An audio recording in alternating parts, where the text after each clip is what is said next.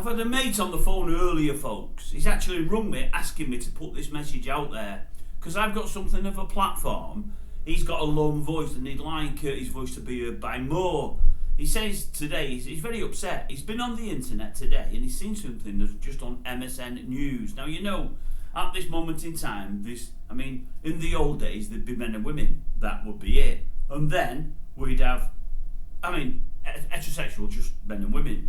Then we heard about homosexuals first, then lesbians came next, then bisexuals, and now there's an whole raft of names. There's millions of them out there.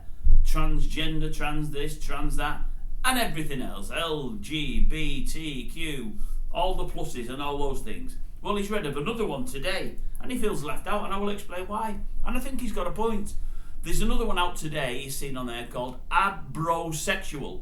ABROSEXUal. Now, I've never heard of it in my life, but I've never heard of most of these terms. Anyway, what it means is, it's when somebody's sexual identity fluctuates and changes. So, abrosexual is when somebody's sexual identity fluctuates and changes. Now, this mate of man, I don't want to mention any names because he's been in trouble with the law, a little bit of trouble.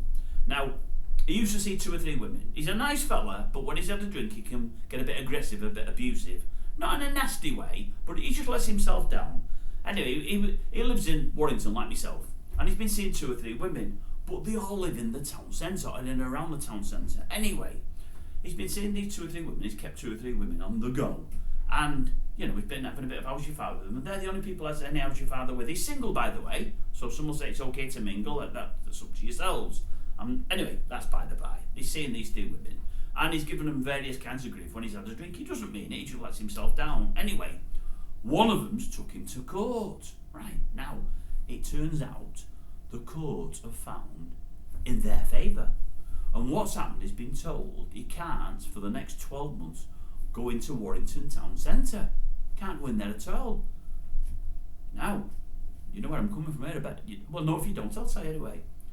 He said, they've put an ASBO on me. I'm not allowed going to town. He said, I can't have sex with anyone now for 12 months in effect because they're the only people I see. I don't see anybody else. I don't go online. I don't do any of this swiping left, swiping right, or anything to do with that, he said. So as far as I'm concerned, he said, I'm an ASBOsexual. They've come out with an ABROSEXUal. This should be an ASBOsexual for those of us with ASBOs that can't travel. He said, because I can't.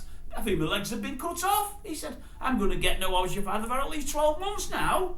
He said, he's wrong. He said, but no one's giving me a term. I feel all alone, out on my own there. Everybody's got their own moniker, their own handle. He said, and I've got nothing. I've got nothing, and I'm getting nothing. I want to be heard, he said. And I don't mean to shout, but I'm just trying to get his point across. So, abrosexual, that's a given. That one's been invented only recently, and that is, as I say, when somebody's sexual identity fluctuates and changes. He wants the ASBOsexual put out there. That's for someone that can't get any because they've got an ASBO on them. I do get where he's coming from. I think he's got a point. I don't know what you think yourselves, but I think he's got a point.